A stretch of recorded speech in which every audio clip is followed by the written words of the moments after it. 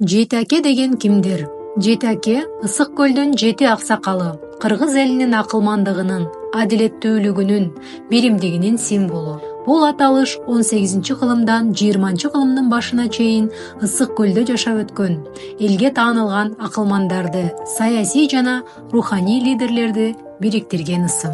Аке деген сөз жон гана улуу адамды эмес, акыл эстүү, кыраакы, ак көңүл жана тынчтыкка умтулган инсанды билдирет. Бул даанышмандар өз элине кызмат кылып, уруулардын, элдердин достугун чыңдап, кан төгүүгө, араздашууга каршы чыгышкан. Алар дипломатиянын, маданияттын өнүгүшүнө жана кыргыз коомунун ички гармониясына чоң салым кошушкан.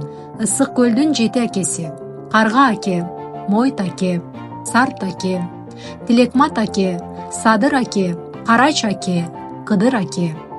Алардын осуяттары муундан муунга өтүп, алардын ысымы азыркыга чейин элдик акылмандыктын жана ынтымактын символу катары урмат сыйга ээ.